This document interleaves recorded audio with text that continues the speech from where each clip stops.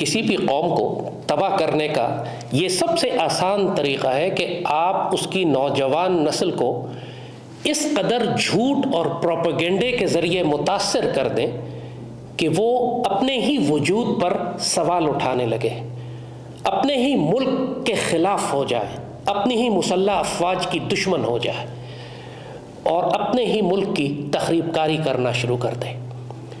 جب اس قسم کا پروپیگنڈا پھیلایا جاتا ہے کسی معاشرے میں تو پھر دشمنوں کو باہر سے حملہ کر کے اس ریاست کو تباہ کرنے کی ضرورت نہیں رہتی۔ اس ملک کے اپنے ہی لوگ اور خاص طور پر نوجوان نسل خود دشمن فوجوں کا کردار ادا کرتے ہیں، اپنی ہی مسلح افواج کو اندر سے کمزور کرتے ہیں، پشت میں خنجر مارتے ہیں اور ریاست کی جڑیں کاٹ کر پوری سلطنت کو منہدم کر دیتے ہیں۔ ریاست پاکستان کے ساتھ بھی یہی سب کچھ پچھلے 75 سال ہوتا رہا ہے۔ چونکہ پاکستان ایک نظریاتی اسلامی ریاست ہے اور پوری دنیا میں جتنا بھی کفر ہے، چاہے وہ ہندو مشرک ہوں یا ہندو صہیونی ہوں یا خوارج جہنم کے کتے ہوں یا لبرل اور سیکولر طبقہ ہو، یہ سب پاکستان کی اسلامی اور نظریاتی روحانی اساس کے شدید دشمن رہے ہیں۔ وہ یہ اچھی طرح جانتے ہیں کہ اگر ریاست پاکستان کو تباہ کرنا ہے تو پہلے نظریہ پاکستان پر حملہ کرنا پڑے گا اور اس کے بعد پاکستان کی مسلح افواج پر۔ مسلح افواج کو اگر میدان جنگ میں وہ شکست دینا چاہتے ہیں تو پہلے ان کو لازمی طور پر اپنی قوم کو مسلح افواج کے خلاف کرنا ہے، تاکہ خاص طور پر قوم کی نوجوان نسل یہ سمجھنے لگے کہ اصل دشمن پاک فوج ہے، اصل دشمن پاکستان کی ریاست کو تباہ کرنے والی وہ فوج ہے، لہٰذا فوج کو پہلے تباہ کیا جائے تاکہ پاکستان کو بچایا جا سکے۔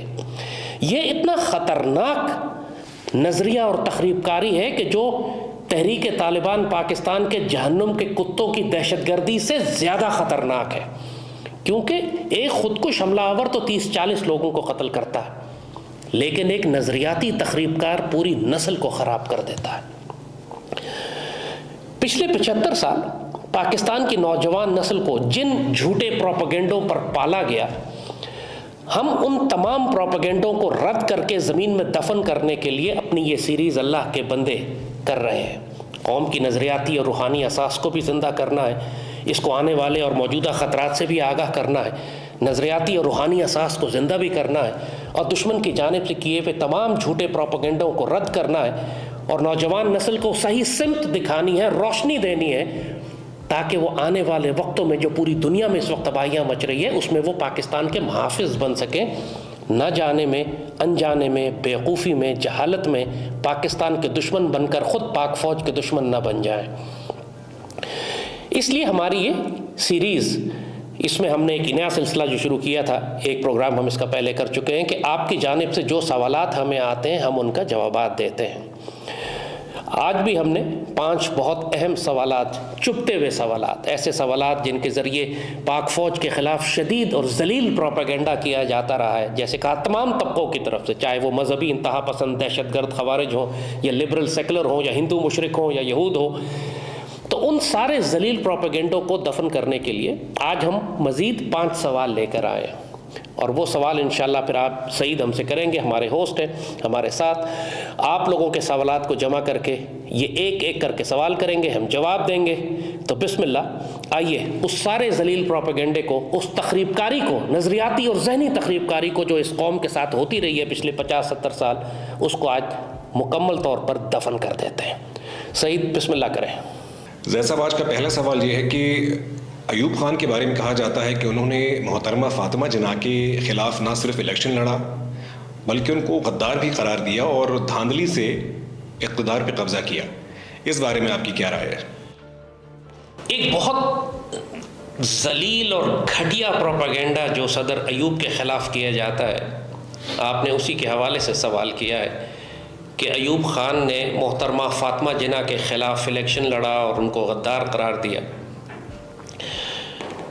اس بات کا جواب دینے کے لیے پہلے تو شارٹ آنسر یہ ہے کہ یہ بالکل جھوٹ ہے، خرافات ہے، ڈس انفارمیشن ہے، پروپیگنڈا ہے. ایوب خان نے کبھی بھی محترمہ فاطمہ جناح کو غدار قرار نہیں دیا تھا. یہ صرف آج کے دور کی فوج مخالف دشمنی میں جس قسم کا ذلیل پروپیگنڈا کیا جاتا ہے، یہ اس کا حصہ ہے. اب ذرا تفصیل سے ہم اس کا جواب آپ کو دیتے ہیں.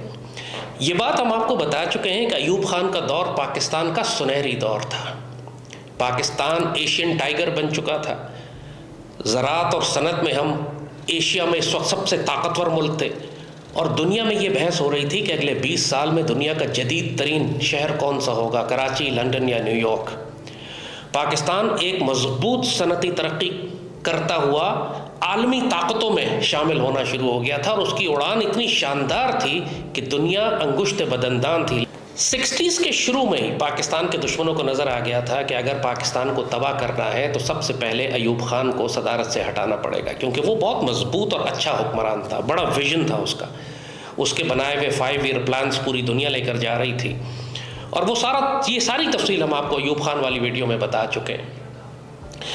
تو ایوب خان کے خلاف سازشیں بہت پہلے سے شروع ہو چکی تھیں کہ کسی طرح ایوب خان کو اقتدار سے ہٹایا جائے.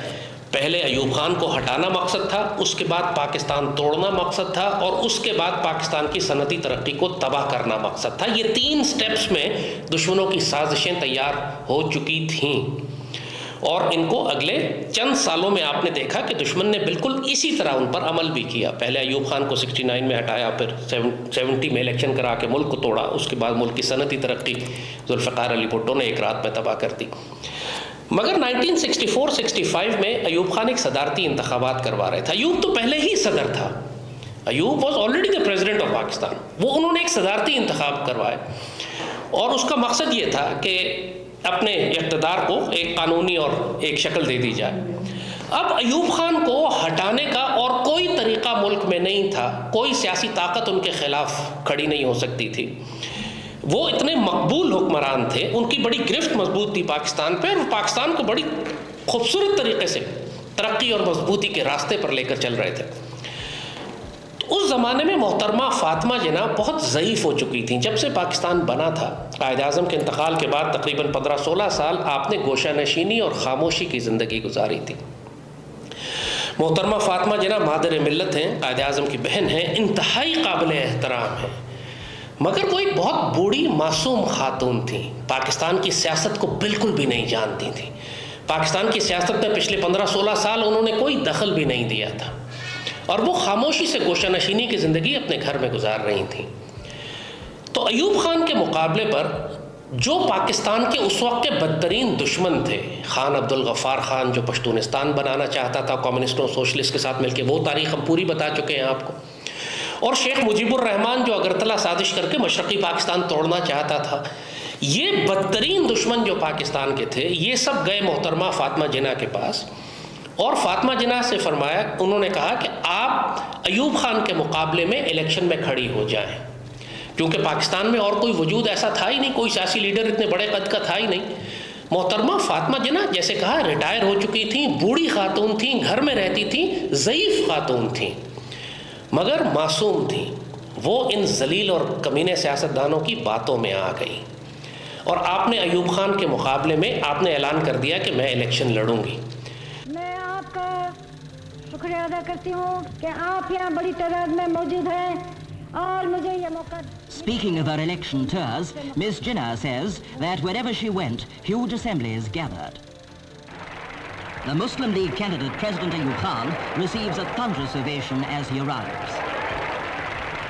President Ayub speaks on a diversity of national problems. Talking of development, he discloses statistics in proof of the fantastic progress Pakistan has made in the past 6 years. تو ایوب خان ان کے مقابلے پر نہیں کھڑا ہوا تھا، محترمہ فاطمہ جناح ایوب خان کے مقابلے پر آئیں، اور چونکہ ان کی کوئی سیاسی جماعت نہیں تھی، انہوں نے کوئی پولیٹیکل پارٹی نہیں بنائی ہوئی تھی، وہ کسی سیاسی کیمپینز میں پورے پاکستان میں اس سے پہلے 15 سال جب سے پاکستان بنا اس وقت سے کچھ کر ہی نہیں رہی تھی، تو ان کو پولیٹیکل سپورٹ دینے کے لیے جیسے کہا کہ خان عبدالغفار خان کی عوامی نیشنل پارٹی، اس وقت نیشنل عوامی پارٹی تھی، اور شیخ مجیب، یہ سارے غدار اکٹھے ہو گئے اور فاطمہ جناح کے پیچھے کھڑے ہو گئے کہ ہم ان کی حمایت کرتے ہیں تاکہ چہرہ ان کا استعمال ہوگا، بوڑھی خاتون ہے، بعد میں یہ اگر صدر بن گئیں تو کنٹرول ہم کریں گے کیونکہ یہ ملک تو چلا نہیں سکیں گی، ویسے ہی اتنی ضعیف ہو چکی تھی۔ ایوب خان کو ہٹانے کی ساری سازش تھی، اور بہت افسوس اور تکلیف کی بات ہے کہ جیسے کہا کہ محترمہ فاطمہ جناح معصوم خاتون تھیں، وہ بیچاری اپنے خیال میں اچھا کر رہی تھیں، لیکن ان کو استعمال کر رہے تھے پاکستان کے بدترین دشمن۔ تو اس زمانے میں کیمپین جب ہو رہی تھیں تو اخبار میں کسی نے اشتہار چھپوایا، اب ظاہر ہے ہر اشتہار ایوب خان کی مرضی سے تو نہیں چھپتا تھا، ذوالفقار علی بھٹو ان کا نائب تھا، وزارت اطلاعات تھی، کسی نے یہ اخبار میں اشتہار چھپوا دیا یا پیمفلٹ تقسیم کروا دیے جن پر یہ لکھا تھا کہ محترمہ فاطمہ جناح ان لوگوں کے ساتھ کھڑی ہیں جو پختونستان بنانا چاہتے ہیں۔ یہ بات 100% سچ تھی، اس میں محترمہ فاطمہ جناح کو کہیں بھی غدار قرار نہیں دیا گیا تھا، بلکہ یہ حقیقت بیان کی گئی تھی کہ وہ ان لوگوں کے ساتھ کھڑی ہیں جو پختونستان بنانا چاہتے ہیں، پاکستان کو توڑنا چاہتے ہیں۔ یہ ہے حقیقت اس پروپیگنڈے کی کہ ایوب خان نے محترمہ فاطمہ جناح کو غدار قرار دیا تھا۔ نہ ایوب خان کا کوئی سٹیٹمنٹ ہے، نہ ایوب خان کی کوئی لکھی ہوئی تحریر ہے، نہ کوئی قانونی پٹیشن ہے، نہ کوئی اخبار میں ایوب خان کی طرف سے کوئی بیان ہے، کچھ بھی نہیں، ٹوٹل ڈس انفارمیشن۔ صرف ایک اشتہار ہے جو الیکشن کیمپین کے دوران کسی نے چھاپا تھا، اور وہ اتنا ایکچولی مہذب اشتہار ہے، اس میں کوئی جھوٹ نہیں لکھا ہوا، فاطمہ جناح پہ کوئی ذاتی الزام نہیں لگایا گیا، بلکہ ان کے ساتھ کھڑے ہونے والے وہ حلیف جنہوں نے ان کو آگے کھڑا کیا تھا ان کے بارے میں بتایا گیا تھا کہ یہ ملک اور قوم کے دشمن ہیں اور پشتونستان بنانا چاہتے ہیں پاکستان کو توڑ کر۔ یہ تھی حقیقت۔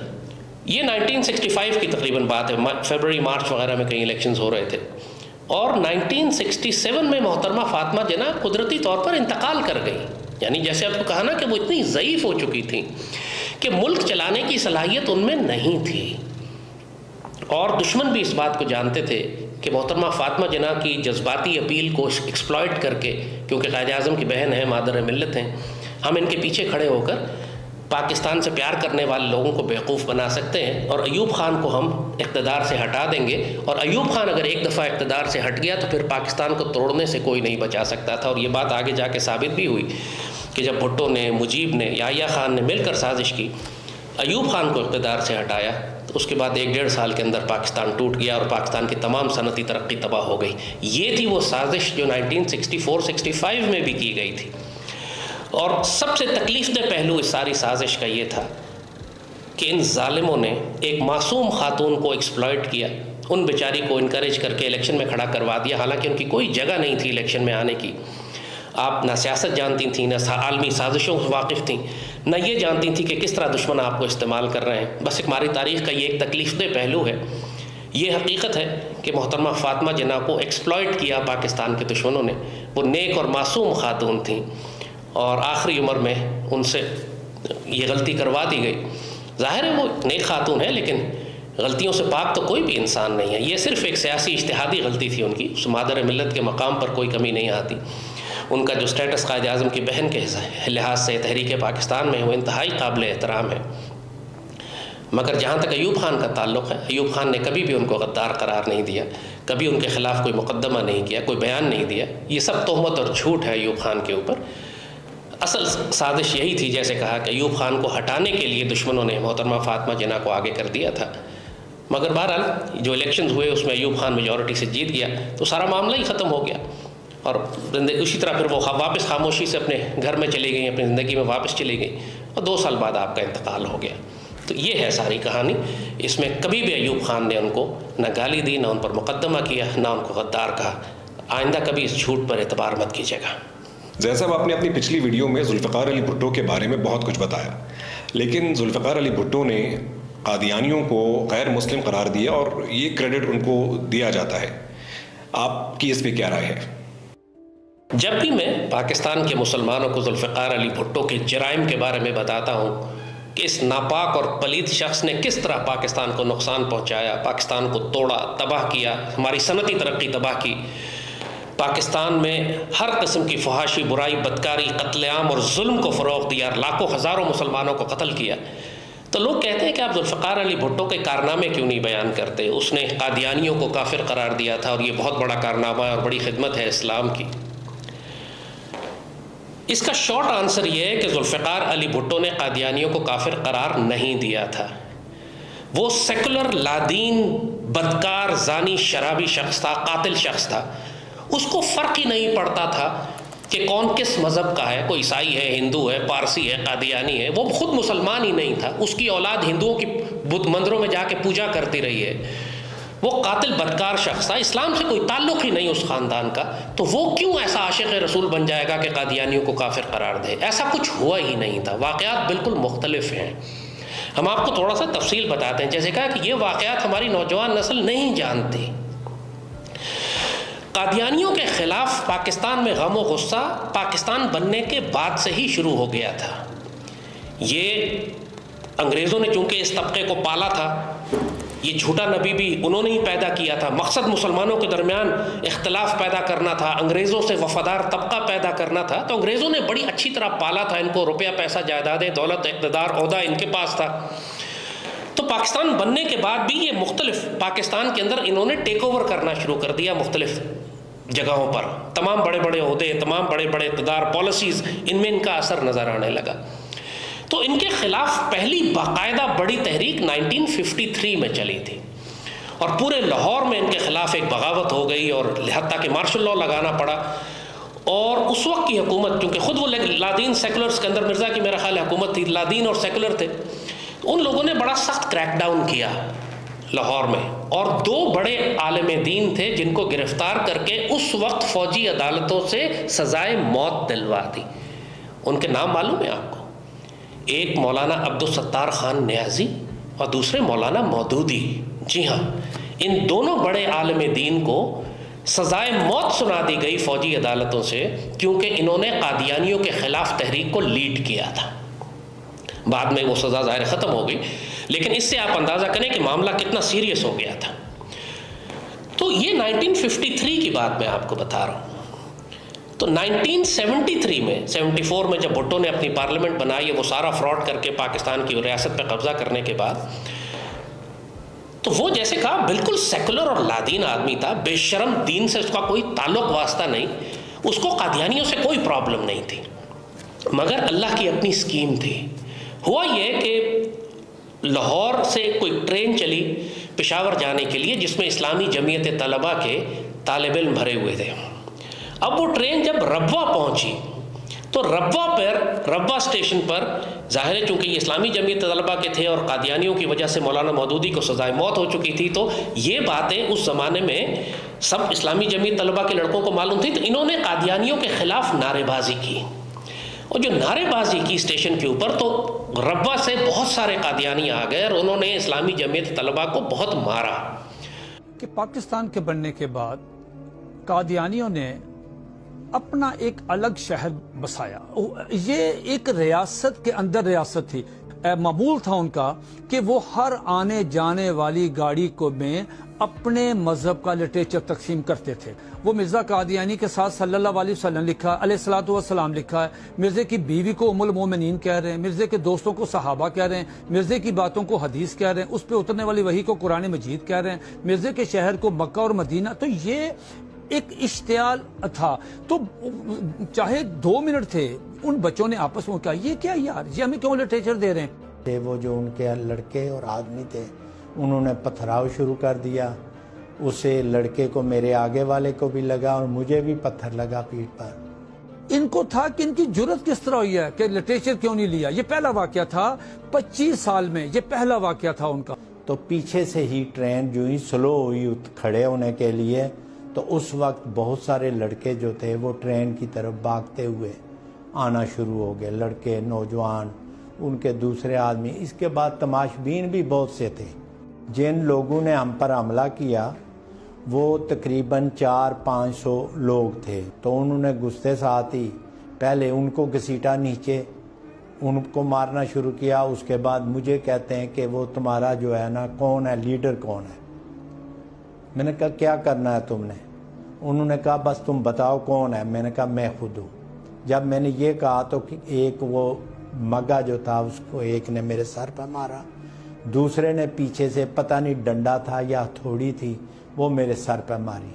میں بے ہوش ہو کر گر پڑا نیچے. اب یہ جو واقعہ ہوا تو اس سے پورے ملک کی جتنی بھی مذہبی جماعتیں تھیں وہ بھڑک گئیں. پورے ملک میں فسادات شروع ہو گئے قادیانیوں کے خلاف.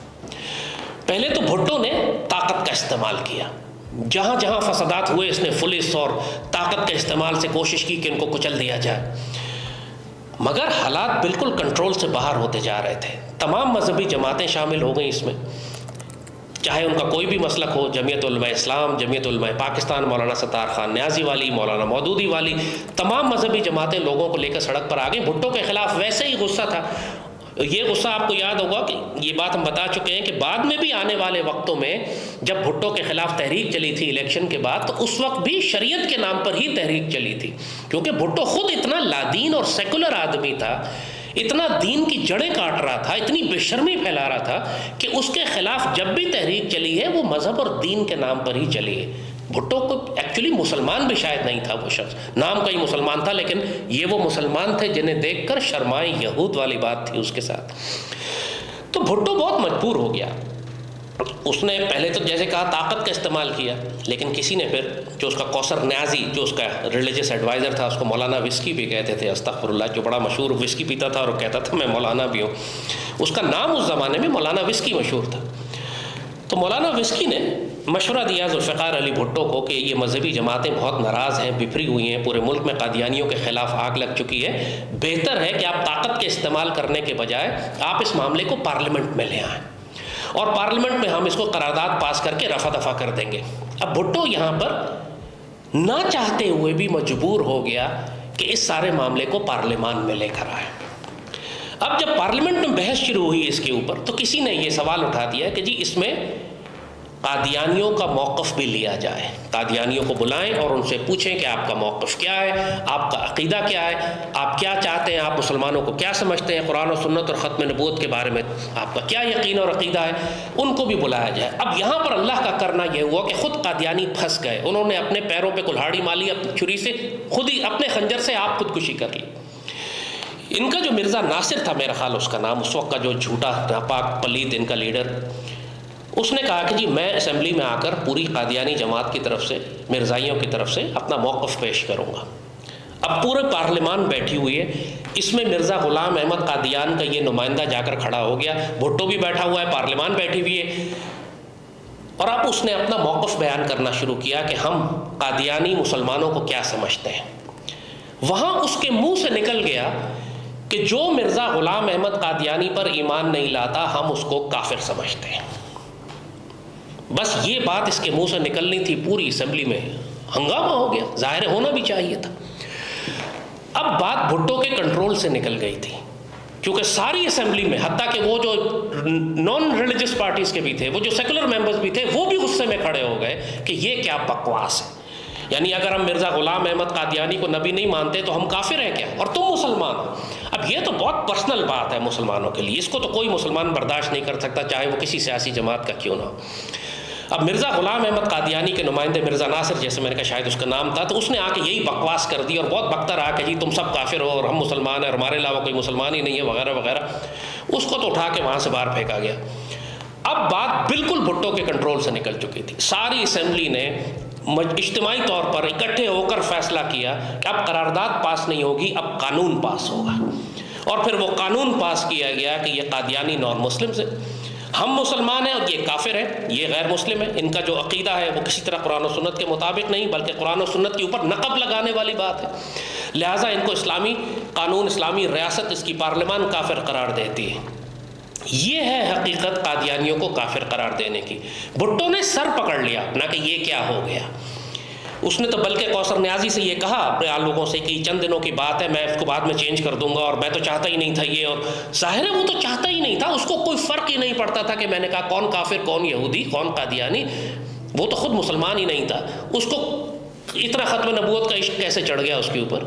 اس کو اللہ نے پھنسا لیا، اللہ نے اس کی شہرت پکڑ لی، اس سے حماقتوں پر حماقتیں ہوئیں، اور نہ چاہتے ہوئے بھی اللہ نے وہ ماحول ایسا بنا دیا کہ خود مرزا غلام احمد قادیان نے آ کر اپنے سر پر کلہاڑی ماری، اپنے خنجر سے اپنا گلا کاٹا، اور پوری دنیا کے سامنے اقرار کر دیا، ایک مہر لگ گئی کہ یہ قادیانی مرتد اور کافر ہیں اور ان کا اسلام سے کوئی تعلق نہیں ہے۔ اس کے بعد وہ باتیں بھٹو کے کنٹرول سے نکل گئیں۔ تو اس طرح اللہ نے پاکستانی پارلیمان کے ذریعے قادیانیوں کو کافر ڈکلیئر کروایا۔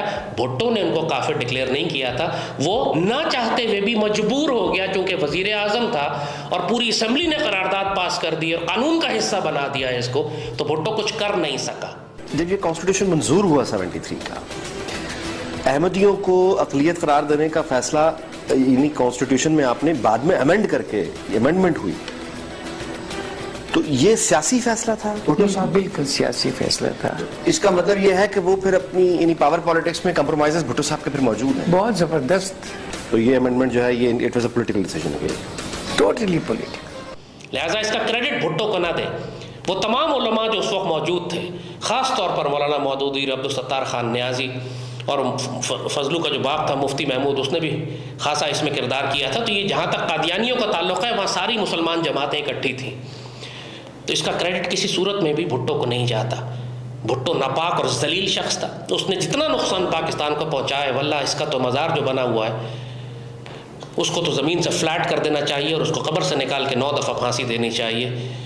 یہ جو انہوں نے جنرل مشرف کے بارے میں سزا پاس کی تھی نا اس جج نے کہ قبر سے نکال کے پھانسی دو اور مر جاتا ہے، تو اس قسم کی یہ ایکچولی سزا پاکستان کے غداروں پر لگنی چاہیے جنہوں نے پاکستان کو نقصان پہنچایا۔ ختم نبوت کا دفاع اور قادیانیوں کو کافر قرار دینے میں بھٹو کا کوئی کردار نہیں تھا۔ اللہ نے زبردستی اس کی گردن مروڑ کر یہ کام اس کے دور میں کروایا، مسلمان علماء سے کروایا، اس کا کوئی کردار نہیں تھا۔ اچھا، جنرل ضیاء کے بارے میں کہا جاتا ہے کہ انہوں نے افغانستان کو اپنی اسٹریٹجک ڈیپتھ قرار دیا تھا، اور مخالفین اس کو ایسے لیتے ہیں کہ جیسے پاکستان افغانستان پر قبضہ کرنا چاہتا ہو، تو آپ کے خیال سے اسٹریٹجک ڈیپتھ سے کیا مراد ہے؟ اسٹریٹجک ڈیپتھ، ایک مرتبہ میں عوامی نیشنل پارٹی کے کسی ذلیل لیڈر کو سن رہا تھا، اور وہ کہتا ہے جی پاکستان یہ چاہتا ہے کہ افغانستان کو اپنا اسٹریٹجک ڈیپتھ بنائے، اور اس کا مطلب ہے کہ جب ہم انڈیا سے جنگ کریں گے اور ہم کو شکست ہو جائے گی تو ہم افغانستان میں جا کر چھپ جائیں گے، اور یہ بزدلی اور بہت ہی بغیرتی والی اسٹریٹجی ہے اور اس کو ختم ہونا چاہیے۔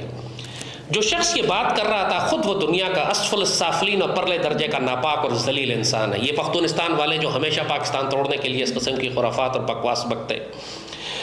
اسٹریٹجک ڈیپتھ پاکستان آرمی کی ایک ملٹری ڈاکٹرائن کا حصہ تھا، اور ہونا بھی چاہیے۔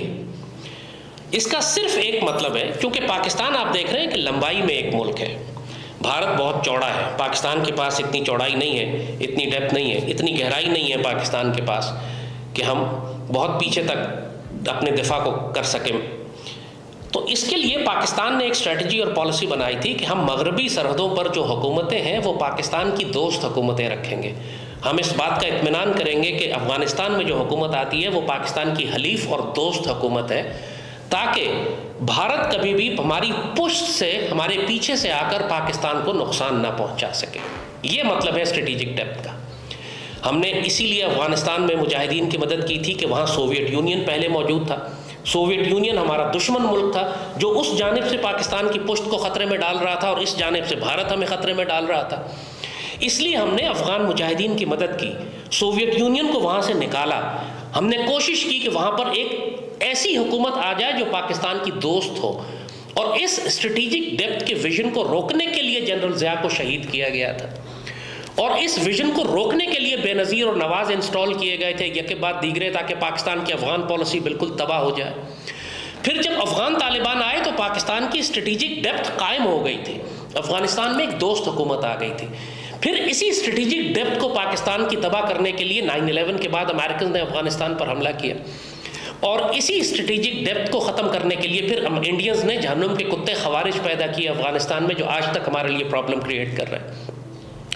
سو اسٹریٹجک ڈیپتھ ایک سمپل آئیڈیا ہے کہ پاکستان کے لیے افغانستان میں ایسی دوست حکومت ہو جو وہاں سے ہمارے لیے دہشت گردی اور پرابلمز کریٹ نہ کرے.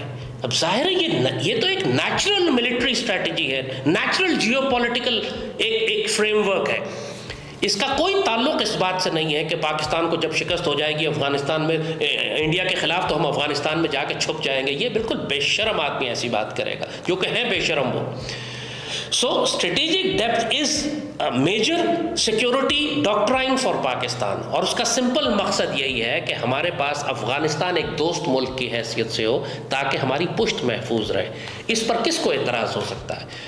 The days when Afghanistan was used by others for a so-called strategic depth are over.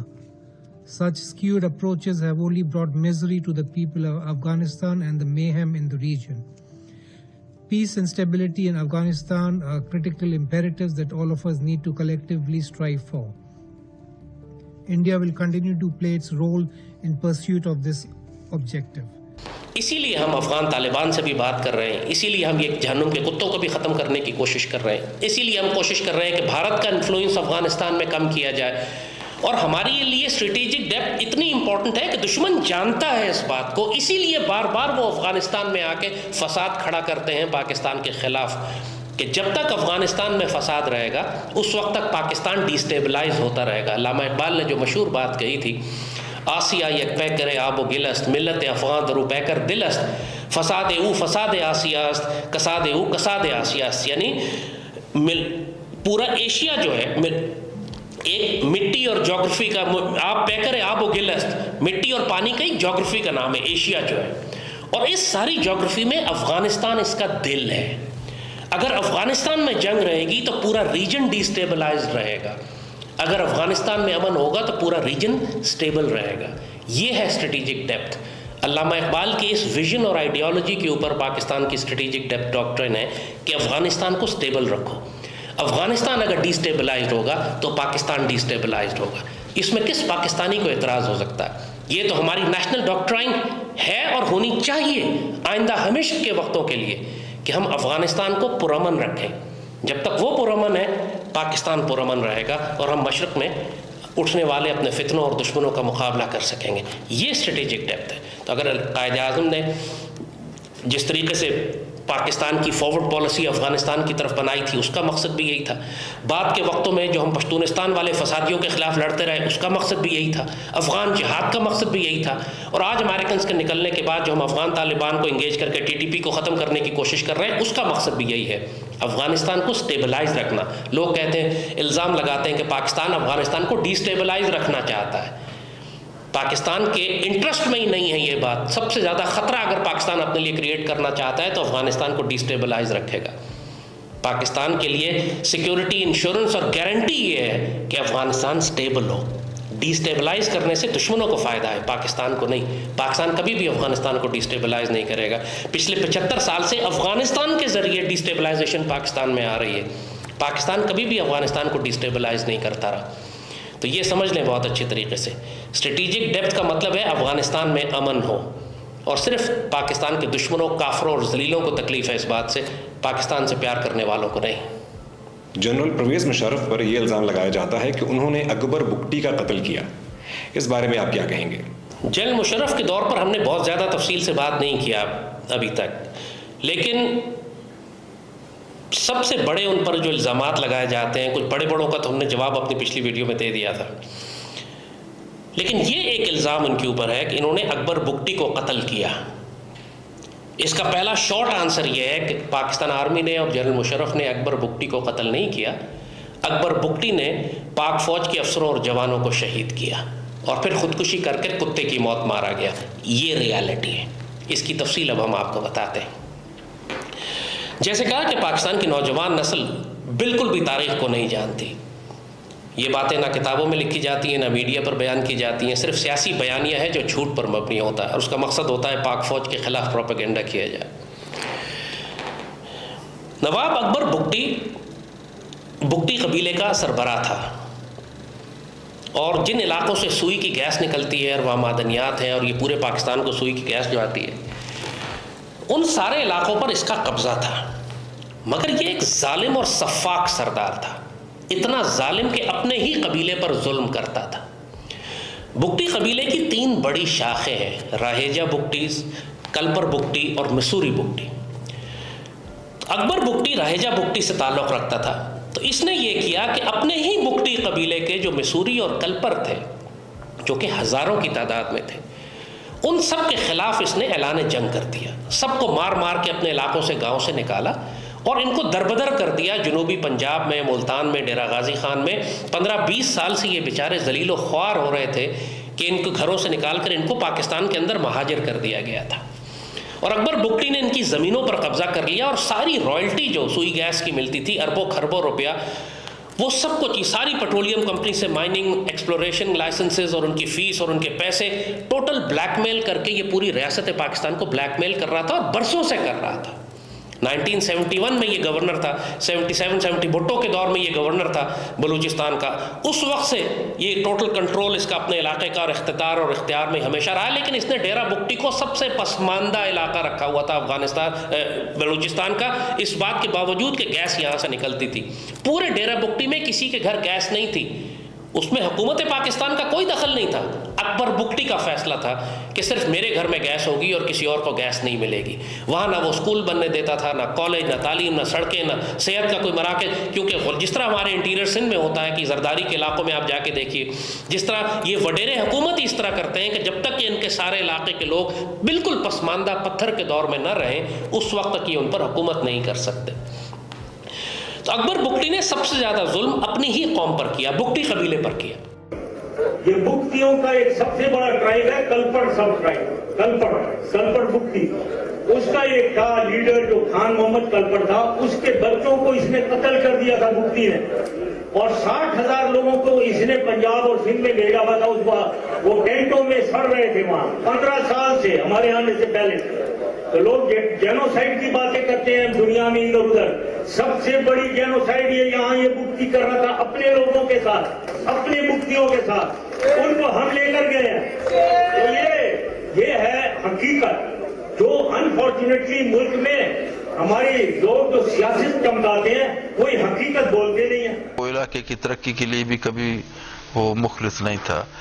پھر نواب صاحب اتنا جان دیدہ بندہ ہونے کے باوجود اس کے اندر ظلم کا اتنا وہ شائبہ تھا، وہ بیچارہ وہ حاجی غلام قادر ککی دیناری کلپر تھا، اس کا بھائی اور بیٹا کو انہوں نے مطلب پکڑ کے لایا، پھر اپنے نجی جیل میں رکھا، پھر وہ باہر کسی جگہ انہوں نے فریاد کرنا شروع کر دیا، باہر کسی جگہ رکھا، ادھر سے بھاگے بیچارے لاڑی میں ڈومکیوں کو ساتھ لے کر ان کو جب گرفتار کر کے لائے، ان پر کچھ تشدد کیا، بعد میں زندہ بندوں کو تودوں کے نیچے جو ہے نا وہ دبا کرا، ادھر سے لا کر لاچر مار کر وہ تودے گر گئے، زندہ بندوں کو اسی طرح مارا۔ جنرل مشرف کا پیریڈ تھا 2005-6 وغیرہ کا کہ یہ کلپر اور مسوری بگٹی جو تھے یہ جنرل مشرف کے پاس آئے، ان کا لیڈر تھے احمدان بگٹی جو بعد میں MNA بھی الیکٹ ہوئے تھے وہاں سے، وہ آرمی اور ISI کے پاس آئے اور انہوں نے درخواست کی کہ جی ہم کو دوبارہ سے ہمارے علاقوں میں آباد کر دیا جائے، فوجی حکومت ہے تو پہلے سیاسی حکومتیں تو ہمیں ذلیل کرتی رہی ہیں، آپ ہمیں لا کے آباد کر دیں ہمارے علاقوں میں، اور نواب اکبر بگٹی سے کہیں کہ ہمیں تنگ کرنا بند کر دیں، بس اتنی سی بات انہوں نے کی۔ یہ ہزاروں کی تعداد میں بلوچ ہیں، عورتیں، بچے، بوڑھے، آپ سوچیں تو صحیح کہ پورے گاؤں خالی کرا کے ان پر قبضہ کیا ہوا تھا اکبر بگٹی نے۔ جنرل مشرف اس وقت گورنر تھے بلوچستان کے اویس غنی صاحب، تو انہوں نے جنرل اویس غنی صاحب کے ساتھ مشورہ کیا، جنرل مشرف نے فیصلہ کیا، کیبنٹ نے بات کی، ان بلوچوں بگٹیوں سے بات کی گئی، ان سے کہا گیا ہم انشاءاللہ آپ کو دوبارہ لے جا کے ڈیرہ بگٹی میں آباد کر دیں گے۔ اب یہ بات جب اکبر بگٹی کو پتہ چلی تو اس نے بغاوت برپا کر دی۔ آپ لوگوں کو یاد نہیں ہوگا لیکن اس وقت کی خبریں نکالیں، اس نے تمام پاکستان کی گیس سپلائی بند کر دی، گیس پائپ لائنز کو بموں سے اڑا دیا، پورے پاکستان میں گیس نہیں تھی، مہینوں ہفتوں گیس نہیں ہوتی تھی، ایک گیس لائن ٹھیک کرتے تھے یہ دوسری اڑا دیا کرتا تھا۔ اس نے پوری ریاست کے خلاف، یہ بلیک میلنگ کا طریقہ تھا اس کا کہ جی اگر آپ نے ان بگٹیوں کو واپس لا کر، جو اپنے ہی قبیلے کے لوگ ہیں، اس کے اپنے کزن، اس کے اپنے رشتہ دار، خالہ، چاچی، مامی کے بیٹے، اگر ان کو لا کر آپ نے آباد کیا دوبارہ ڈیرہ بگٹی میں تو میں ریاست پاکستان کے خلاف بغاوت کر دوں گا، اور بغاوت کر دی اس نے۔ تو وہاں پر ایک جلسہ تھا، ایک ڈیولپمنٹ کا یا سبی میلہ تھا، اس طرح کا کوئی بڑا ایونٹ ہو رہا تھا، اس میں پریزیڈنٹ مشرف بھی گئے اور گورنر بلوچستان اویس غنی صاحب بھی تھے، پوری پاکستان گورنمنٹ بیٹھی ہوئی تھی۔ وہاں پر اکبر بگٹی نے راکٹوں سے حملہ کر دیا، میزائل مارے, راکٹوں سے حملہ کر دیا. اب سوچیں یہ اس حد تک آپ بغاوت کرنے پر آ جائیں تو پھر کون سی ریاست ہے جو آپ کو چھوڑے گی؟ اس کے باوجود اس کے خلاف کوئی کارروائی نہیں کی گئی, صرف یہ فیصلہ کیا گیا کہ کلپر اور مسوری بگٹی اس کو لے جا کر ڈیرہ بگٹی میں آباد کر دیں گے. اب پاکستان آرمی نے ان لوگوں کو لے جا کر آباد کر دیا ڈیرہ بگٹی میں. اب جب یہ سارے واپس اپنے علاقے میں پہنچے تو اب اکبر بگٹی کو پتا تھا کہ اگر میرے قبیلے نے مجھے گرفتار کر لیا, یہ سارے لوگ واپس آ گئے, تو یہ مجھے مار دیں گے, مجھ پہ جرگہ بٹھا کے مقدمہ کر کے قتل کر دیں گے, کیونکہ میں نے بڑے ظلم کیے. ظاہر ہے انتقام شدید تھا ان کے آپس کے درمیان, جنگ تھی. تو اکبر بگٹی اپنے ساتھیوں کے ساتھ ڈیرہ بگٹی سے نکل کر پہاڑوں میں چلا گیا. اب اس کی جگہ تلاش کی گئی تو ایک غار کے اندر ملا, وہ کہ غار میں بیٹھا ہوا ہے اور اس کے چند ساتھی اس کے آس پاس ہیں. پاکستان آرمی نے اپنے 5 آفیسر اندر بھیجے اس سے مذاکرات کرنے کے لیے. اس نے بلایا, اس نے کہا جی میں سرنڈر کرنا چاہتا ہوں, آپ اپنے افسر بھیج دیں اور میں آ کے ان کے سامنے سرنڈر کروں گا. تو ایک لیفٹیننٹ کرنل, ایک میجر, ایک کیپٹن, 2 سپاہی, 5 افسر SSG کے اندر گئے بڑی عزت سے اس کو لینے کے لیے. کوئی مارنے نہیں گئے تھے, کوئی پاکستان آرمی کا پلان نہیں تھا کہ اس کو ہلاک کرنا. یہ غار کے اندر بیٹھا ہوا تھا, اگر پاکستان آرمی مارنا چاہتی تو وہیں ہلاک کر دیتی اس کو. یہ 5 افسر اندر گئے اور جب یہ اس سے مذاکرات کرنے کے لیے بیٹھے تو اس نے اندر بم کا دھماکہ کر کے پورا غار گرا لیا, خود بھی ہلاک ہوا اور ہمارے 5 SSG کے افسر اور جوان شہید ہوئے. یہ ہے واقعہ اکبر بگٹی کے قتل کا, کیونکہ اس کو معلوم تھا کہ ایک مرتبہ میں اگر باہر آ گیا اس غار سے تو میرے قبیلے کے لوگ مجھے لے جائیں گے, مجھ پہ جرگہ کریں گے, مقدمہ کریں گے اور مجھے مار دیں گے. تو اس نے قبیلے کے ہاتھوں, کلپر اور مسوری بگٹی کے ہاتھوں مرنے کے بجائے خودکشی کرنے کو ترجیح دی اور اپنے ساتھ 5 پاکستان آرمی کے کمانڈوز کو بھی لے کر ہلاک ہو گیا. ہمارے افسر شہید ہوئے, یہ کتے کی موت مرا. یہ سٹوری ہے اکبر بگٹی کی. اس کے بعد چونکہ افتخار چودھری کچھ عرصے کے بعد چیف جسٹس بن گیا, زرداری کا دور آ گیا, تو یہ وہ دور تھا کہ جب اکبر بگٹی کے بیٹے نے پاکستان کی عدالتوں اور افتخار چودھری کو استعمال کرتے ہوئے مشرف اور اویس غنی صاحب پر مقدمات کر دی. یعنی غدار اور دہشت گرد جو ہیں وہ ریاست پاکستان کے ادارے استعمال کر کے ریاست پاکستان کے خلاف مقدمات کر رہے ہیں. اور بہت بڑا کرائسس کھڑا ہو گیا اس سے بلوچستان میں کہ وہ تمام محب وطن بلوچ جو پاکستان آرمی کے ساتھ تھے اور BLA کے خلاف جنگ کر رہے تھے, وہ خوفزدہ ہو گئے کہ اگر ریاست پاکستان کی عدالتیں ملک کے صدر اور گورنر پر مقدمہ کر سکتی ہیں تو پھر ہمیں کون بچائے گا.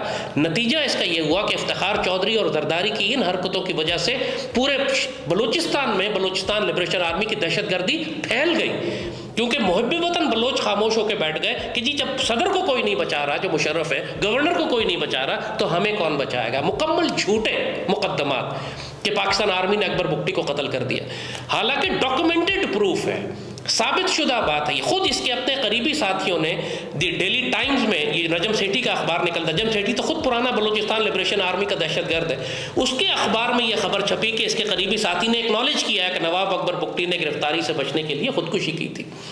تو ایک خودکشی جو کہ ایک ظالم سردار نے کی صرف اس لیے کہ اس کو خوف تھا کہ جو ظلم میں نے کیے ہیں وہ میرا ہی قبیلہ مجھے پکڑ کر جرگے کے مطابق سزا دے گا, اور اس کے نتیجے میں اس نے 5 SSG کے افسر شہید کیے. اس کو پروپیگنڈے سے ایسا بنا کر پیش کیا کہ مشرف نے بہت ظلم کر دیا اور اتنے بڑے بلوچ سردار کو قتل کر دیا. انا للہ و انا الیہ راجعون. حقیقت یہ ہے کہ جنرل مشرف کا کوئی ارادہ نہیں تھا اکبر بگٹی کو قتل کرنے کا, وہ صرف بگٹی راہیجہ اور وہ کلپر اور مسوری بگٹیز کو آباد کرنا چاہتے تھے اپنے علاقوں میں, جو ان کا حق تھا. مگر اکبر بگٹی نے صرف اسی بات کو روکنے کے لیے پہلے ریاست کے خلاف بغاوت کی, اس کے بعد ملک کے صدر اور گورنر پر حملے کیے, اور اس کے بعد 5 SSG کے افسروں کو غار میں بلا کر خودکشی کر لی اور ان کو بھی شہید کروا دیا. یہ حقیقت ہے. اکبر بگٹی مجرم تھا, قاتل ہے, اس نے حرام موت مرا خودکشی کر کے. اس کو شہید نہ بنائیں, اللہ اس کے رسول سے بغاوت نہ کریں کہ کتے کی موت مرنے والے کو آپ شہید بنا دیں. میں آپ کو کیا بتاؤں, وہ کسی نے کہا تھا شام تے ہے مال مارا صورت نادر گرفت. سندھی میں وہ یا سرائکی میں سندھی میں شاہ عبداللطیف بھٹائی کا کلام ہے کہ رب رسے مغز کسے کون آڑے ہتھیار. اللہ تعالیٰ جب ناراض ہوتا ہے تو وہ مطلب تھوڑا سا انسان کے ذہن کو وہ کر دیتا ہے, کوئی ہتھیار بندوق تلوار نہیں مارتا ہے. تو نواز صاحب نے پتہ نہیں یہ راستہ اپنے لیے کیوں چنا. وہ تو ایک بین الاقوامی سطح کا لیڈر بھی تھا. اگر وہ جیسے خیر بخش کراچی میں بیٹھا ہوا ہے, وہ کوئٹہ کراچی میں بیٹھتا یا اپنے گھر میں بیٹھتا, وہ ایک لیڈر تھا. لیکن انہوں نے تشدد کا راستہ اختیار کیا. جس طرح حاجی غلام قادر کاکی کے بھائی اور بیٹے کو تودوں کے نیچے مطلب انہوں نے دبا کر ختم کیا تھا. قدرت کی شان دیکھے نواز صاحب خود ایک تودے کے نیچے مر گئے ہیں. وہ 5 SSG کے افسر جو اندر شہید ہوئے جوان، ان کے خون کی کوئی قیمت نہیں ہے کیا؟ ان کو کس نے شہید کیا؟ کیا پاکستان آرمی پاگل ہے کہ 5 افسر اندر بھیجے گی پھر بم مار کے گرا دے گی، جبکہ ان کو اندر بھیجے بغیر بھی اس کو غار کو بم مار کے گرایا جا سکتا تھا؟ اندر اس کو ریسیو کرنے گئے تھے، بات کرنے کے لیے گئے تھے، کوئی قتل کرنے کا ارادہ نہیں تھا. اس نے خودکشی کی. تو جو ظالم ہے اس کو ظالم کہیں. بلا وجہ پرویز مشرف پہ یا گورنر اویس غنی پہ یا پاکستان کی ریاست پر الزام نہ لگائے. اس میں سے کسی نے اکبر بگٹی کو قتل نہیں کیا. وہ حرام موت مرا، کتے کی موت مرا. اس نے خودکشی کی. اللہ اس کے رسول کا غدار، باغی، پاکستان کا دشمن تھا. یہ حقیقت ہے اکبر بگٹی کی. اگر کسی کو اعتراض ہے تو آج کل پر اور مسوری بگٹیز میں جا کے پوچھ لیں. سرفراز بگٹی آج کا چیف منسٹر لگا ہوا بلوچستان کا، محب وطن، پیٹریوٹک، غیرت مند بلوچ ہے. اسی قبیلے کا ہے جس سے اکبر بگٹی تھا. آج تک کبھی سرفراز بگٹی نے یا میر احمدان بگٹی نے یا دوسرے کلپر اور مسوری بگٹی نے تو کبھی نہیں کہا کہ پاکستان آرمی نے قتل کر دیا نواب اکبر بگٹی کو، کیونکہ وہ سب جانتے ہیں کہ اکبر بگٹی نے خودکشی کی. وہ خود بگٹیوں کا قاتل تھا، خود کلپروں کا قاتل تھا، مسوریوں کا قاتل تھا، رہیجہ کا قاتل تھا، خود بگٹی قوم کا غدار تھا اور ریاست پاکستان کا غدار تھا. تو حقیقت کو جان کر جئیں، بلا وجہ جھوٹ اور پروپیگنڈے پہ یقین کر کے اپنی ریاست اور پاک فوج سے دشمنی نہ کریں. اچھا سر، جنرل مشرف کے دور میں لال مسجد کا واقعہ ہوتا ہے، کافی مشہور واقعہ ہے، اور بتایا جاتا ہے کہ پاک فوج نے اس آپریشن کے دوران بہت سارے بچوں اور بچیوں کا قتل کیا. اس کے بارے میں کچھ بتائیے. لال مسجد جنرل مشرف کے دور کا سب سے زیادہ کنٹروورشل ایک ایونٹ ہے جس میں بہت زیادہ پروپیگنڈا پاکستان آرمی اور جنرل مشرف کے خلاف کیا گیا. پہلے اگین ہم آپ کو شارٹ آنسر دیتے ہیں کہ لال مسجد کے اندر جہنم کے کتے خوارج تھے اور پاکستان آرمی کا آپریشن ان کے خلاف 100% جائز تھا. اور لال مسجد ایک مسجد زرار تھی جہاں منافقین بستے تھے اور جس کے بارے میں سیدی رسول اللہ نے حکم فرمایا کہ اس مسجد کو زمین سے گرا دو، تباہ کر دو، اور اس میں مرنے والوں کی نماز جنازہ بھی مت پڑھنا، جن کے بارے میں اللہ نے فرمایا کہ آپ 100 دفعہ بھی، سیدی رسول اللہ کو فرمایا کہ آپ 170 دفعہ بھی ان کے بارے میں مغفرت کریں گے تو میں مغفرت قبول نہیں کروں گا، کیونکہ یہ دشمن ہے اللہ اس کے رسول صلی اللہ علیہ وآلہ وسلم کے. مولوی عبدالعزیز اور اس کا بھائی عبدالرشید جو مارا گیا، یہ وہ خوارج جہنم کے کتوں کے ساتھ ہی اور بدترین دشمن اللہ اس کے رسول صلی اللہ علیہ وآلہ وسلم کے اس وقت چھپے ہوئے تھے لال مسجد کے اندر. یہ تو شارٹ آنسر ہے. اب تفصیل آپ کو بتا دیں. آج بھی آپ دیکھتے ہیں کہ لال مسجد میں مولوی عبدالعزیز کلاشنکوف لے کے پورے اسلام آباد میں گھومتا رہتا ہے. پورے پاکستان میں لوگ ایک چاقو نہیں رکھ سکتے اپنے پاس اور یہ کلاشنکوف لگا کے پورے اسلام آباد میں گھومتا ہے. کوئی اس کو روکنے والا نہیں ہے. ڈی چوک میں، کانسٹیٹیوشن ایونیو کے اوپر، ہر جگہ یہ کلاشنکوف اٹھا کے پھر رہا ہوتا ہے. کیوں؟ اس لیے کہ یہ بہت بڑے دہشت گرد گروہوں سے تعلق رکھتا ہے اور یہ فساد یہ ہمیشہ سے کھڑا کرتا رہا ہے کہ اگر ہمیں ہاتھ لگائے تو ہم پورے پاکستان کے اندر آگ لگا دیں گے. اور ایکچولی ٹی ٹی پی کی بہت بڑی دہشت گردی شروع اس وقت ہوئی تھی جب لال مسجد کا آپریشن ہوا اور اس کے بعد اس کے دہشت گردوں کو چھوڑ دیا افتخار چودھری نے. Abdul-Rashid, the slain cleric of Islamabad's Red Mosque. These young men say they're determined to fight to the end. Led by Umar Khalid, who is in his early 30s and like his men, would rather keep his face secret. Lal Masjid میں سینکڑوں کی تعداد میں T T P کے دہشت گرد تھے. وہی دہشت گرد جو سروں سے فٹ بال کھیلتے ہیں، وہی دہشت گرد جو پاک فوج پر حملے کرتے ہیں. اے پی ایس کا جنہوں نے حملہ کیا تھا، یہ سارے اسلام آباد میں جمع ہوئے ہوئے تھے اور ان کا مقصد تھا اسلام آباد کو ٹیک اوور کرنا. یہ چونکہ 2007 وغیرہ کی بات ہے تو آج کل کی جنریشن اس کو نہیں جانتی، لیکن سینکڑوں کی تعداد میں مسلح دہشت گرد موجود تھے لال مسجد کے اندر. اب لال مسجد میں کیوں تھے؟ اسلام آباد کے بیچ میں سینکڑوں دہشت گردوں کی کیا ضرورت ہے؟ کس لیے بیٹھے ہوئے یہاں ہی؟ اور پھر انہوں نے آس پاس کے علاقوں پر قبضہ بھی کرنا شروع کر دیا. یہ سرکاری ایک لائبریری بھی تھی، اس پر بھی قبضہ کر لیا. ساتھ انہوں نے ایکسپینڈ کر کے اپنے دوسرا مسئلہ جامعہ حفصہ بنانی شروع کر دی. وہاں عورتوں کا بھی ان کا سیکشن تھا. تو جب ان کے خلاف ان کو ہر طرح سے نیگوشیٹ کر کے، ہر طرح سے بات کر کے، پورے پاکستان کے علماء ان کے پاس گئے، پورے پاکستان، حتیٰ کہ امام کعبہ تک ان کے پاس گئے کہنے کے لیے کہ یہ ظلم نہ کرو. سعودی عرب سے امام کعبہ کو بلایا گیا، کن سے کہا گیا کہ ان سے بات کرے. پوری دنیا کا ہر شرعی طریقہ استعمال کر لیا گیا ان کو کنونس کرنے کے لیے کہ یہ ریاست کے اندر دہشت گردی نہ کرو، اپنے دہشت گردوں کو یہاں سے نکال جاؤ. یہ کہہ رہے تھے کہ ہمارے دہشت گردوں کو سیف پیسج دیا جائے ٹرائبل ایریاز میں جانے کا. وہ مشرف نے کہا جی ان کو سیف پیسج نہیں ملے گا, جو اندر ہیں اسلحے کے ساتھ وہ سرنڈر کریں گے, ان کو ہم گرفتار کریں گے اور اس میں سے جو دہشت گرد ہیں ان پر قانون کے مطابق کام ہوگا. سیف پیسج نہیں ہے, ہم کوئی آپریشن نہیں کرنا چاہتے. لیکن یہ بالکل نہیں مان رہے تھے. انہوں نے اپنے تمام مسلح دہشت گردوں کو مسجد کے آس پاس اوپر نیچے چھتوں پہ بٹھا دیا اور انہوں نے پھر باہر پولیس اور فوج پر فائر شروع کر دیا. اب ظاہر ہے اور کیا کرتے ہیں اس کے علاوہ, طوفان مچا ہوا تھا پورے اسلام آباد میں, دہشت پھیلی ہوئی تھی, لوگ سفر نہیں کر سکتے تھے, یہ گولیاں پورے اسلام آباد میں فلائی کر رہی تھیں. دنیا کی کون سی ریاست ہے جو اس طرح کی دہشت گردی کی اجازت دے گی اپنے قلب میں؟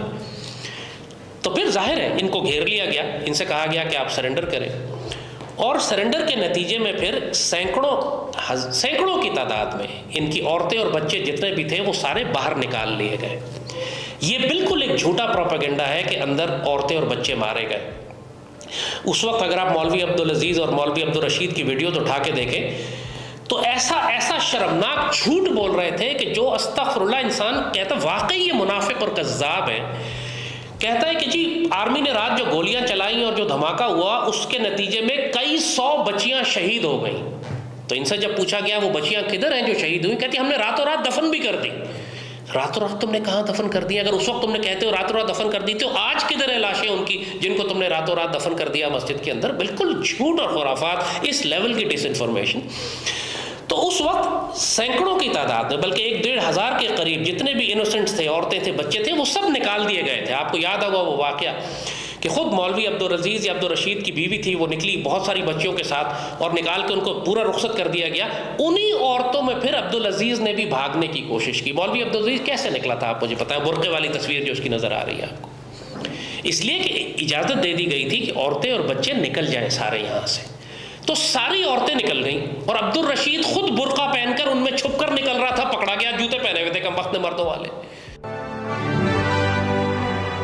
السلام علیکم ناظرین, جیسا کہ آپ کے علم میں ہے کہ لال مسجد کے خطیب اور محتمم مولانا عبدالعزیز غازی صاحب کو گرفتار کر لیا گیا. وہ لال مسجد اور جامع حفظہ کی جو خواتین سٹوڈنٹس ہیں ان کے ہمراہ برقع پہن کر فرار ہونے کی کوشش کر رہے تھے. تاہم ان کی مشتبہ حرکات کی بنا پر جو رینجرز وہاں پر تعینات تھے انہوں نے ان کو آئیڈینٹیفائی کیا اور ان کو حفاظتی تحویل میں لیا گیا. یقیناً آپ کے ذہنوں میں بہت سے سوالات ہوں گے, ہمارے ذہن میں بھی بہت سے سوالات ہیں, ان سے کچھ ہم سوال و جواب کا سلسلہ اب شروع کریں گے. السلام علیکم مولانا عبدالعزیز غازی. وعلیکم السلام. مولانا صاحب آپ اپنا نقاب ہٹانا پسند کریں گے؟ اب اتنے اسمارٹ تو نہیں ہے, یہ اوپر تو برقع عورتوں والا پہن لیا, نیچے اس نے اپنے جوتے پہنے ہوئے تھے, پکڑا گیا اس سے. یہ پھر اس کو ٹی وی پہ لا کر اس کا پورا چہرہ وغیرہ دکھایا گیا, اس نے برقع اپنا اٹھایا, وہ ویڈیو موجود ہے پوری. تو وہ کیسے باہر نکلا, وہ کیسے عورتوں کا برقع پہن کر کیوں باہر نکلا تھا؟ اس لیے نکلا تھا کہ سب عورتوں کو نکال لیا گیا تھا. تو جب آپریشن شروع ہوا لال مسجد کا, جس کے اندر کمانڈوز گئے, وہ ہمارے کرنل سلام بھی تھے, وہ نام میں بھول رہا ہوں ان کا, وہ SSG کے لیفٹنٹ کرنل تھے, اس کے ساتھ کئی ہمارے بہترین افسر اور جوان شہید ہوئے ان جہنم کے کتوں کے ہاتھوں. جب آپریشن ہوا تو اندر کوئی عورت اور بچے نہیں تھے, صرف جہنم کے کتے تھے, خوارج تھے. گیس ماسک ان کے پاس تھے, بڑے وہ ملٹری سٹائل گیس ماسک, وہ پاکستان آرمی کے پاس بھی نہیں ہے. ان لوگوں کے پاس آٹومیٹک رائفلیں تھیں, گیس ماسک تھے, پورا انہوں نے انتظام, میڈیکل کٹس تھے, پورا انہوں نے ملٹری گریڈ ایک ویپن کمپلیکس اندر بنایا ہوا تھا.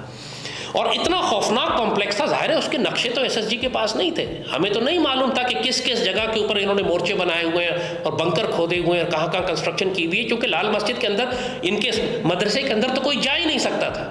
تو جب SSG اندر گئے ان کو کلیئر کرنے کے لیے تو ہر طرف سے SSG پر فائر آیا. نتیجتاً ہمارے کو 30-35 افسر اور جوان شہید اور زخمی ہوئے, بڑا بھاری نقصان ہوا ہماری زرار کمپنی SSG, ہمارے کرنل عبدالسلام, ان کا نام بول رہا ہوں, کرنل سلام میرا خیال ان کا نام تھا, وہ شہید ہوئے.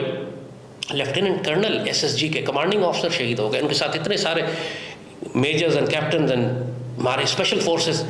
اتنا بڑا نقصان کرنے کے بعد اس میں عبدالعزیز تو برقع پہن کے بھاگتا ہوا پکڑا گیا تھا, عبدالرشید اس لڑائی میں مارا گیا. تو یہ ریالٹی ہے اس کی. بیٹا آپ خدا کی قسم کھا رہی ہو, لیکن وہ جو اندر سے مزاحمت ہو رہی تھی گولیاں 10 کمانڈوز ایس ایس جی کے مارے گئے، وہ کس اسلحے سے مارے گئے؟ دیکھیں قرآن پاک میں اللہ تعالیٰ نے کیا کہا، وَمَا رَمَيْتَ إِذْ رَمَيْتَ وَلَكِنَّ اللَّهَ رَمَى.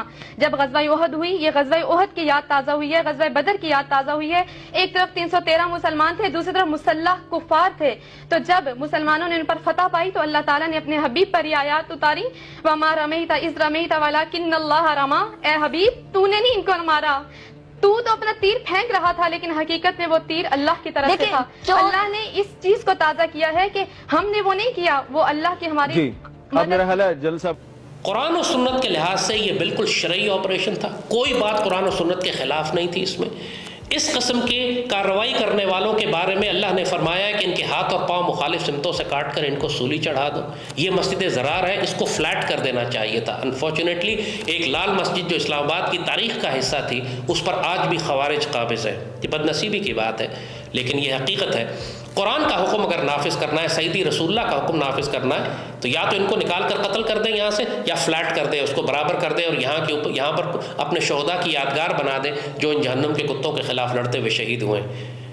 اس مسجد کو ان سے واپس لینا پڑے گا. یہ 15-20 سال ہو گئے ہیں. ان کا والد مولوی عبداللہ اچھا آدمی تھا، ہی واز اے گڈ مین، وہ سچ بولنے والا آدمی تھا، وہ اتنا برا آدمی نہیں تھا. میں اس سے ملا ہوا ہوں، اور جب وہ ایک دفعہ جان لیتا تھا کہ ایک بات غلط ہے تو وہ پھر اس غلط بات کا ساتھ نہیں دیتا تھا. مگر یہ دونوں بیٹے مولوی عبدالعزیز اور عبدالرشید، یہ تو بالکل ایک فتنہ ہے اور دوسرا فساد ہے.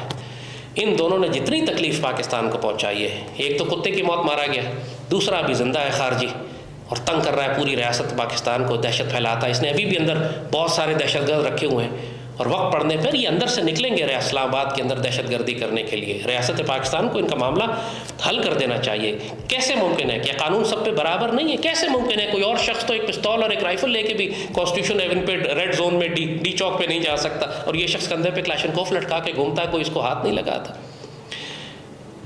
یہ خوارج ہے، دہشت گرد ہے. جنرل مشرف نے بالکل ٹھیک آپریشن کیا، لیکن جیسے اکبر بگٹی والا معاملہ ہے یا باقی سب چیزیں جب پوری پاکستان کی تاریخ میں آپ نے دیکھا ہے کہ ہر اچھی بات کو بھی ڈس انفارمیشن اور پروپیگنڈے کے ذریعے ایک گالی بنا دیا جاتا ہے.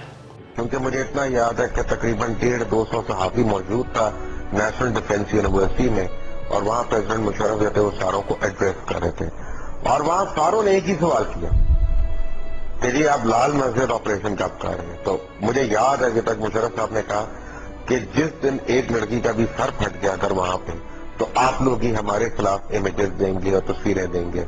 تو وہاں پہ ہمارے بڑے اچھے دوست ہیں، بلکہ زیادہ آپ کے دوست ہیں، میرے نہیں ہیں، تو انہوں نے فرنٹ رو پہ کھڑے ہو کے کہا کہ جی میں آپ کو سب کی طرف سے گارنٹی دے رہا ہوں کہ ہم کچھ نہیں دکھائیں گے، آپ کریں.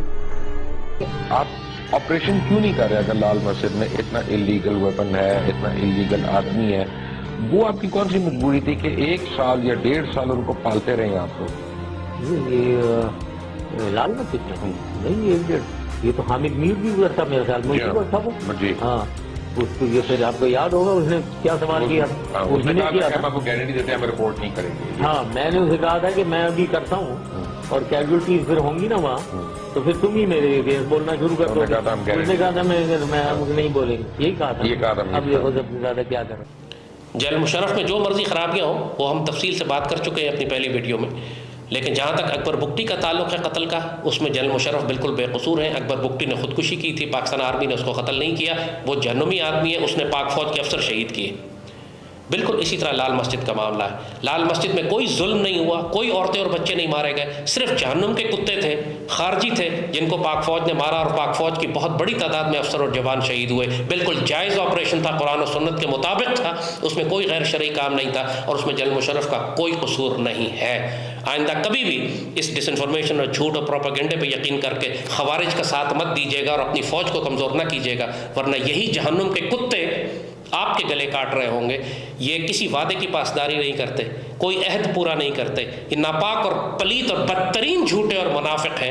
یہ وہ درجہ ہے جس کے بارے میں اللہ نے خود سیدی رسول اللہ کو فرمایا تھا کہ آپ 70 مرتبہ بھی ان کی مغفرت کریں گے تو میں ان کو معاف نہیں کروں گا، اور منع فرمایا کہ ان کی نماز جنازہ مت پڑھو، ان کی قبروں پر مت کھڑے ہو. یہ تھے لال مسجد والے فسادی. اب آپ سمجھ گئے، آئندہ کبھی پاک فوج کو اس کا الزام نہ دیجیے گا. پاک فوج آپ کی محافظ تھی اس وقت بھی اور آج بھی. परचम हिलाल के।